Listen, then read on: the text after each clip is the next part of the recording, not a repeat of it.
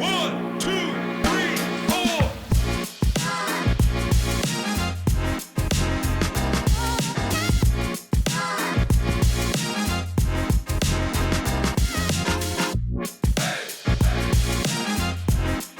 Our next stop on the Talkin G-MAC Tailgate Tour takes us to the greater Cincinnati area in northern Kentucky, to Thomas More University, to visit with head football coach Chris Norwell. Coach, thanks for taking some time to chat with us this afternoon. I know things are pretty busy with fall camp.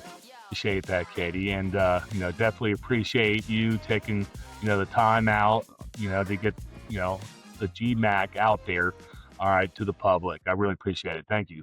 Well, of course, we enjoy doing it. Will you enter your fourth season as head football coach at Thomas More, and an exciting time for the Saints, not only just with school getting started, but the official acceptance into Division II as a member after a couple of years as a provisional member. So I know you all are excited about that. We're excited as well. So all things are go, and you all are eligible to compete in NCAA championships moving forward. Very exciting time for the university. This process was started over 3 years ago, and it really took the leader here, our President Chillo, to really make that move. And it's such a giant step up when you talk about just competition, but also making sure that you're following all policies regulated by the NCAA. And there were many people that put in a lot of long hours to make this transition, but I truly believe it's a great fit for Thomas More University. I really like the level of play in the conference. You got some really well-coached team, really talented football players, and programs that they're going to do it the right way, which is great to have, within that conference. So we're really excited about this. This opens up new opportunities, for us as a program, as a university. So we just got to keep on building upon the first 2 years with this transition, and go out there and follow up year one with having a great, successful year where we keep on getting better and better. Yeah, well, certainly excited for you all to officially be members of Division Two. I want to kind of talk a little bit about the off season. You had a few coaching changes. You brought in a new offensive coordinator, quarterbacks coach. What does that process look like, and what can some of those new faces to the coaching staff bring to the team heading into 2025? Yeah, that's something, I'm really happy with what we did with our offensive staff. It all started with our new offensive coordinator, Bill Garvey. We got him back into the college game where he was a longtime Division III head coach, offensive coordinator at Bethany College. Spent some time with FCS football as well. But we're really excited to have him, being part of our staff, leading our offense, and bringing some common sense, back to the offensive side of the ball, and being really productive with, how he game plans, managing, our players, our roster, to making sure that we can maximize everything that we have this year, being our first official year, being Division II members. And, our new wide receiver coach, Coach Costello, is doing phenomenal job with that group. He's a young coach, very, very energized, ready to just get to work and showcase what he can do, leading a group of young men, such as our wideouts. And we also have a brand new offensive line coach. He was actually a GA for us for a couple of years. He went off in the springtime, where he had opportunity for a full-time job, and our O-line position became available. He was an easy call to get to come back and lead our offensive line. His name is Josh Elfer. So, offensive staff wise, I think they're a great group. They're working really well together, really connecting with our players, which is really important to myself and how we're going to run our program. Well, kind of piggybacking off of that, just having everybody back on campus. You're together in the spring.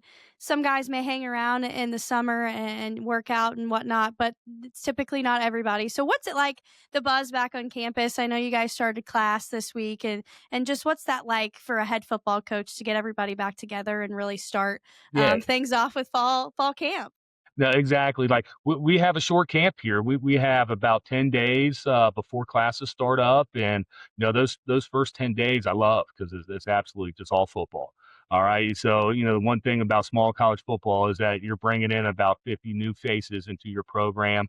So you got to really kind of build that team chemistry, get these guys to connect on different levels, throughout the team, not just by positions. And so those 10 days are very vital for us because once classes start, we all know we're still dealing with 18 to 22-year-olds.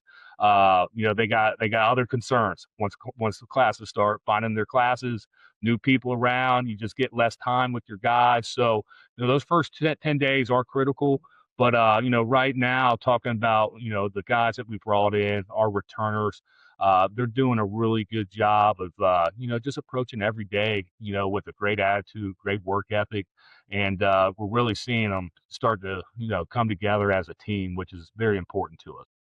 Well, tell us a little bit about this makeup of this program. You had four all conference award winners last year. Some guys are going to return. Some guys are going to graduate or move on with the transfer portal. So, where are some of those familiar faces, or where are some of those holes that you all have to kind of find guys to step into as you head into 2025?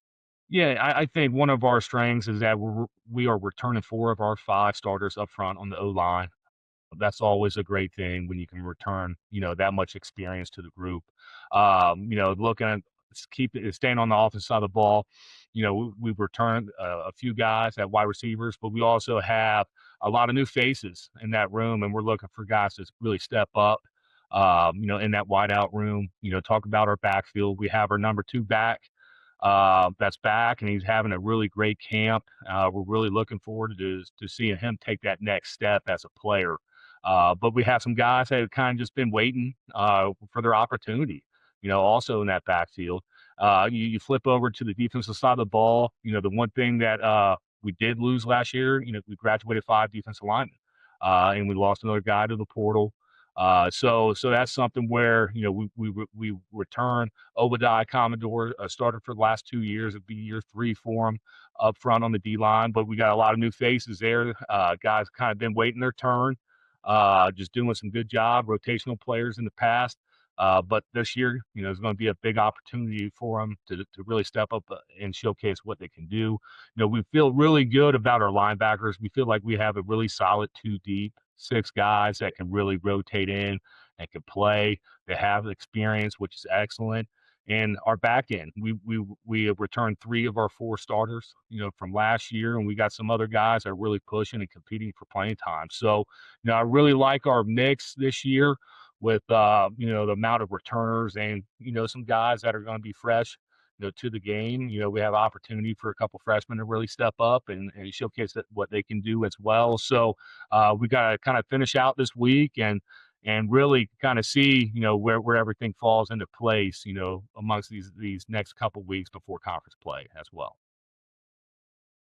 Talking about the start of the season, I think if you look at the Thomas More schedule, I think the thing that stands out, especially about the front half, is that your non-conference games are both FCS schools. So you'll open the year with Southern Illinois, and then you'll make a quick trip to Dayton to play the Flyers. What went into that decision?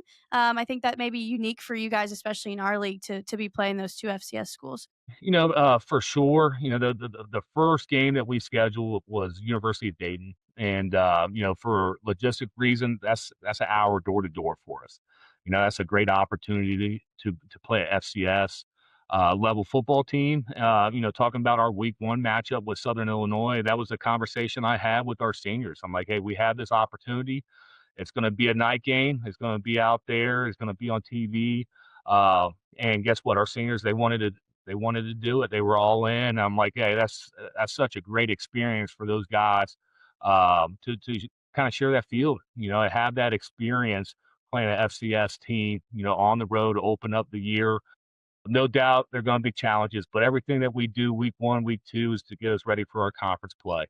And that's something as a coach, if we can get better each week, that's something I'm really happy with because, at the end of the year, hopefully we're a lot better football team than we were week one. And I think playing those teams, they're definitely going to challenge us for what we have in the GMAC, especially with the depth that we have in this conference.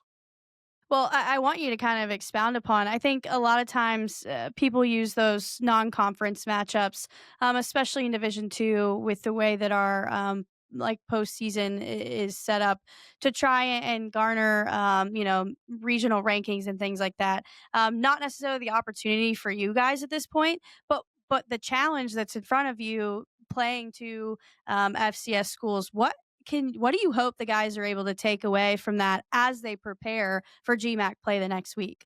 Yeah, I just think it's just gonna be a challenge in everything that you do. Yeah, you're on the road, you're gonna be playing in front of some really large crowds. How do you handle that stuff? That's gonna pay off eventually. Talk about, 2 well-coached teams, the speed of the game, all that stuff. It's gonna benefit our guys, no question about it. Is it gonna be hard? Yeah, it's gonna be hard, for sure. But, I think there's a ton of benefits. Obviously talking about our experience, all that good stuff. But, for us and how we view our conference, that's the most important thing that we're looking at.